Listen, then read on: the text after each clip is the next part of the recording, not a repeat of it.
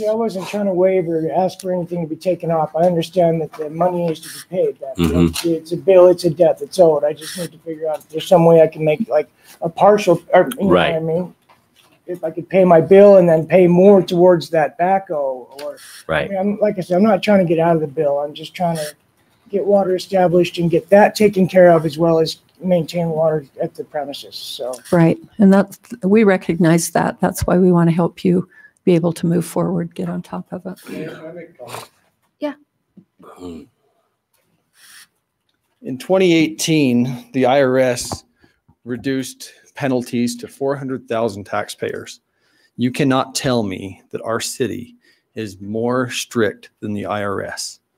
There is a way to waive penalties. The fact is, the amount that's due is what was used. It is what is the cost that was accrued to the water department.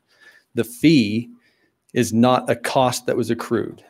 Okay, so that fee can be waived. It's common practice in business when you issue a bill and it goes unpaid, that bill accrues fees over time, and businesses will waive those fees upon full payment of the invoices. I know my business has done it. I know that I have requested waivers for penalties from the IRS, and I've received them. So you cannot tell me that this city is harsher to its citizens than the IRS is. Adam Hahn, my apologies, Mayor. No, Adam, I would agree with you, Adam. I mean, I think that's the dilemma that we're all facing with, because you're right. Fees are an assessment that are established after the original cost of the thing. But just today, we've got like 10 pages of them. So do we do it for everybody? And where do you stop when this happens? So I guess that's the question.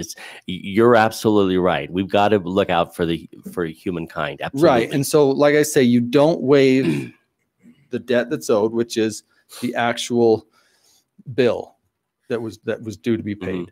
But you can waive the fee upon full payment of that bill. We're not saying that there's not a physical way to do it. We're just saying, just like Scott said, where do you begin and end? I understand that you're saying it sets a precedent. It absolutely does. The precedent is that if you come to the city with full payment of your bill, they will waive your fees. That's the precedent. That's fair, because those fees have no actual cost to the city. The city did not accrue a cost for those fees. The city did accrue a cost by the bill that was paid, that needs to be paid. That water was used, those services were used, that should be paid for. But those fees are arbitrary.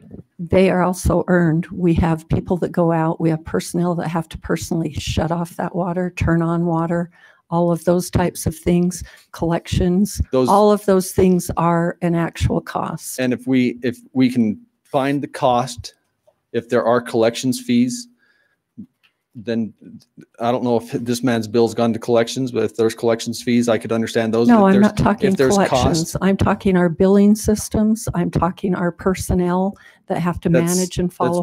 That's very arbitrary, in my opinion, because those city employees that go around, they're working anyway.